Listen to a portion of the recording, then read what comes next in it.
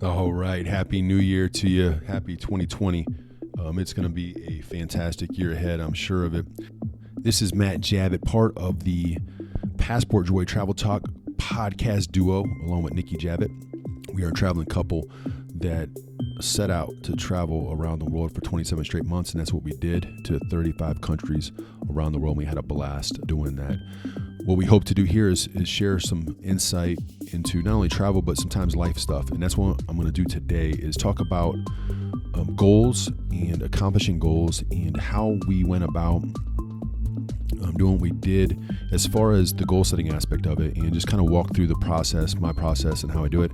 I shared a little bit about this last year, got some positive feedback on it, so just wanted to touch on it again to start off the new year, and how Nikki and I, we go through the process of setting our goals and then go about accomplishing them. Because as we have come back and talked to a lot of people, what seems to be the most positive feedback for us in our conversations is the fact that people say it's unbelievable that you guys set out to do something so big as far as traveling full time for 27 months, and the fact that we accomplished that. A lot of people dream about it. A lot of people might think they want to do it, but for us to set out and to actually do it and live it and live out our dream, it seems to be something that people really have a lot of respect for.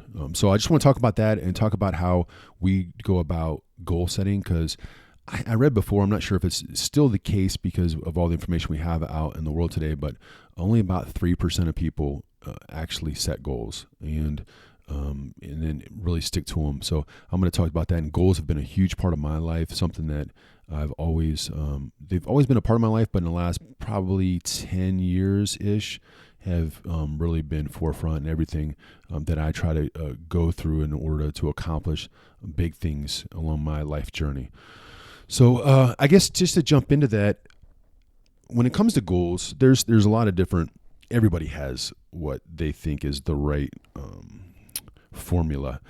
I think that just as long as you have goals and you have them on paper and there's somewhere that you can look at, I think that writing them down, something about the physical pen on paper, and that the idea of writing them down and looking at them, I think is extremely important. There's a lot of different ways to do goals, and people have different philosophies on if you should share your goals or you should keep them to yourself. When it comes to sharing them, I think you should at least be on the same page of people that are significant in your life that might have an impact on your goals. So, for instance, Nikki and I don't want to set goals that I know are going to not be on the same page as her, because then it's going to derail her life. But so I think it's real important that if you have certain life goals, that you are absolutely on the same page with people that are loved ones or play a part in achieving those goals. So if you have a really big goal that you're trying to accomplish, you might want to let the person in your life know that you're trying to get this thing done, so they can be supportive for you, but also so they're aware that maybe this is why you're spending so much time focusing on a certain thing. So when it comes to telling people or not telling people, I'm indifferent. I don't necessarily put all of my goals out there into the world, but if people ask me what I'm trying to accomplish, I will be open if the relationship, if it makes sense to share those things. Not all goals. A lot of people think that goals are mostly like professional or financial or certain success factors, as we label them in America. But to me, you should set goals for all aspects of your life. In particular, relationships and just even small goals that you want to accomplish, whether it's reading so many books or accomplishing certain certifications. For me, this year, I'm going to get scuba certified. So that's a big goal for me, something for me to accomplish. It could be more than that. Spending a lot of time with certain people that are important in your life, that's a goal. Because if it's not something you reflect on and remember and know that it's a goal, it might be something that you get away from over a period of time. So that's, I think people tend to just want to focus on career aspects of the goals, but I think you need to look at all aspects of your life and put those on paper as well. So how do I go about doing this? Go about this process? So mine's kind of multi-leveled, and I've done this over the last day or two. So it's very relevant and something that it's easy for me to share now. My first step is how I like to do it is I like to think about the end of the year. So if we're sitting in December 31st, 2020, and it's the end of this full 2020 year that we're about to be in, if I'm sitting there at the end of the year and I'm reflecting on the year that was, what would be an amazing year in all aspects of my life? And I write all that down, all the different things that I'm trying to accomplish. And I'm very much got to always have a lot of side projects going on, a lot of different things in my life, but all aspects of my life, health, things that I've put my time and effort into, other side projects that might just be an idea now, but how does that all come about? If at the end of 2020, I'm sitting down and I'm reflecting on the year it was, what would be an amazing year for me? What would be an outstanding, amazing, unbelievable, unthinkable year? Huge, just huge in accomplishment. And I write all those things down in a very long list of places that I want to go, because obviously travel is really big in my life. Put the places that I want to go that even if it's just like a speck on the radar of, man, I wish I could do this in October.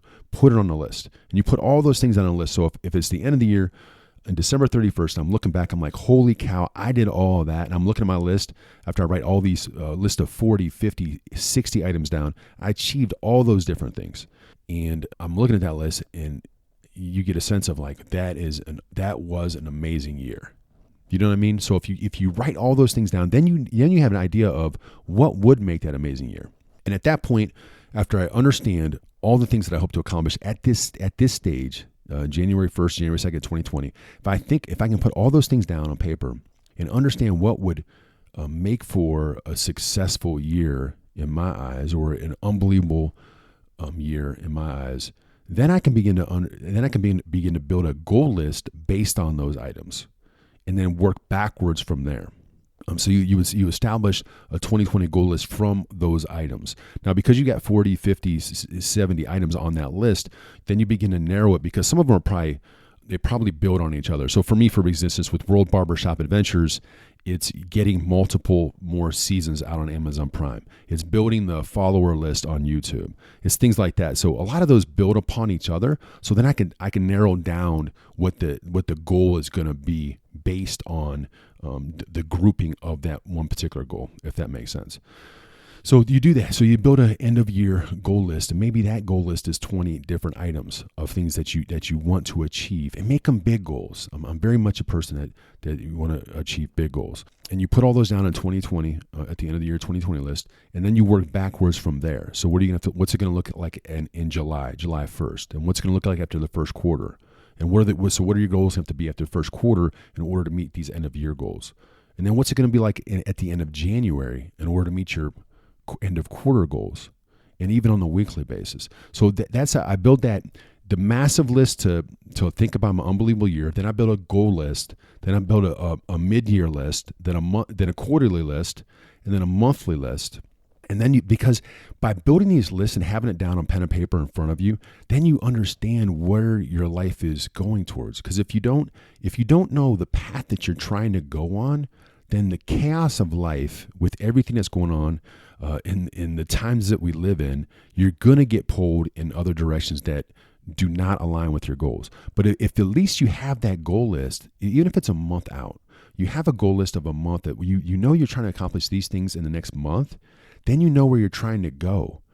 Because if you don't know where you're trying to go, you're just going to wake up at the end of the year and like, I don't even know how I got here because I didn't know where I was trying to go. Does that make sense? So why do this? And Nikki and I, we share goals as well, as far as like some of the financial stuff and some of our travel goals and some of the bigger couple type goals that we have. We share those things as well. And that's how we got to where we got to as far as traveling the world full time. In full transparency, we had to overcome a lot of financial issues, not issues, but I guess burdens, in order to save enough money to travel full time. As you probably know, Nikki does have a doctorate degree. We had to pay through that debt. We had to save the money that we needed to travel full time. So all these things that we had to go through, those were goals at one point. A goal was to pay down certain amounts of Nikki's debt each year, and we would write those things down as together, and then we'd talk about how we were going to achieve those goals.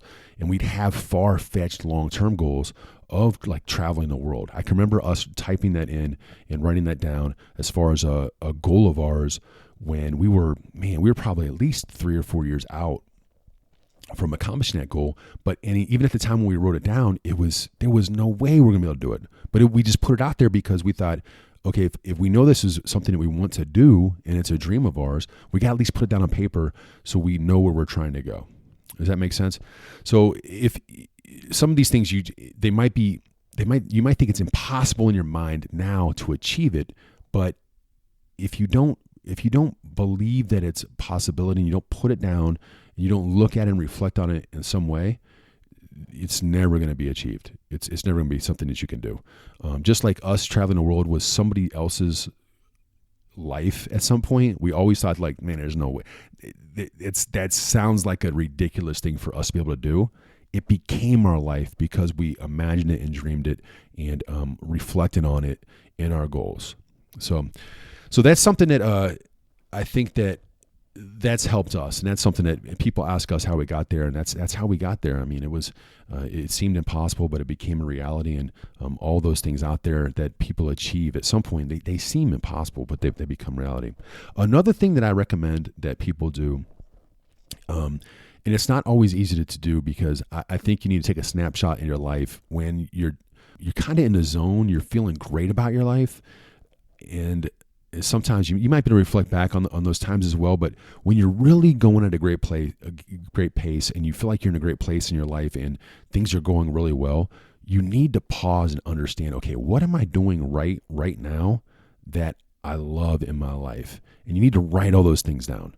And for me, I call it like the best me list, and all the things that whenever I'm doing most or all of these things, I know that life is in a really good spot for me. And some of them are super easy. Just like, you don't realize that working out is so important to your life until you stop doing it. You're like, man, what's off about me? And it might just be your workout, your basic workout. Or it could be if you're into meditation. Maybe meditation really helps you if you do it every morning, adding or getting plenty of water.